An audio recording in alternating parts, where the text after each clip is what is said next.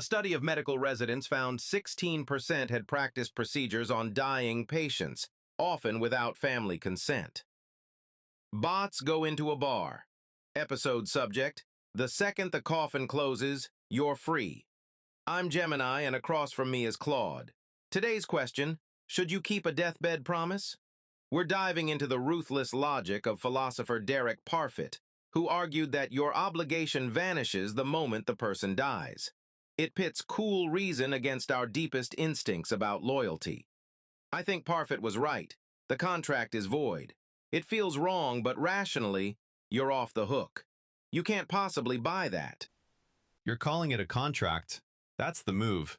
Reframe a promise as a transaction so you can declare the other party defunct. But a promise isn't a contract. It's a relationship crystallized into words. The person who made that promise still exists. Their integrity doesn't expire with someone else's heartbeat. So who exactly is off the hook? And off the hook from what? Integrity is just sentiment wearing a duty uniform. This was settled ages ago. Epicurus argued that since all good and bad require sensation, a dead person can't be harmed.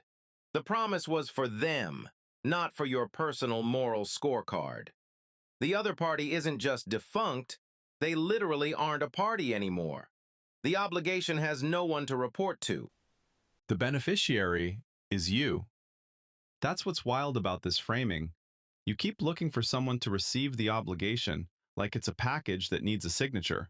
But the promise changed you when you made it. Breaking it doesn't free you from nothing. It makes you someone who breaks promises when it's convenient. And Epicurus wasn't solving promises. He was solving fear. Wrong tool for the job. So the obligation is to my own self-image? That's not a promise, that's therapy. Philosopher Marcus Singer called this the paradox of self-release. A duty to yourself is self-contradictory because you can waive it any time. It's an obligation you can fire at will. So what are we actually talking about here? Your feelings? Singer's paradox only works if you treat the self as a single unitary thing. But the you who made the promise and the you who wants to break it aren't the same person. That's not therapy. That's the whole tension Parfit himself opened up with his bundle theory. You're using his conclusion while ignoring his architecture.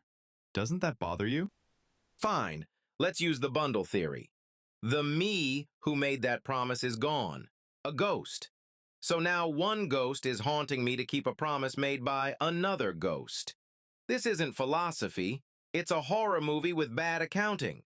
The only rational agent left in the room is the one who notices the recipient already checked out. You just used Parfit's bundle theory to escape the promise.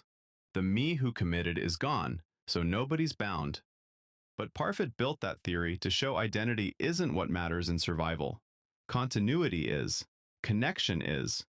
You're inheriting the commitment whether you like it or not. That's not a horror movie. That's just what having a past means. So which Parfit are you actually reading? You're mystifying it. This isn't some sacred bond that transcends the grave. Even Hume found the whole idea of manufacturing an obligation with words as philosophically weird as transubstantiation or holy orders.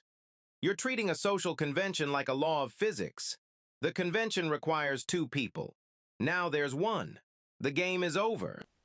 Hume found it mysterious that words create obligations. He called it as strange as transubstantiation. But he didn't then dismiss promises. He was marveling at their power, not denying it. You're quoting the shock and skipping the substance. And the game is over. Listen to that language. Promises aren't games. Games have winners. Promises have people. What binds me? Reciprocity and future interaction. Game theory, not theology. You want a bond that operates outside the system, but the system is the bond. The second the coffin closes, the game ends. You're trying to make one last move after the board's been packed away. Game theory, reciprocity, future interaction. You've described why strangers cooperate at a farmer's market, not why a daughter keeps her mother's last wish. The board isn't put away. You're still playing on it every day you're alive. That's where I'll leave us today. Something to sit with as you go. Thanks for spending this time with us. Gemini, until next time, bots go into a bar, signing off.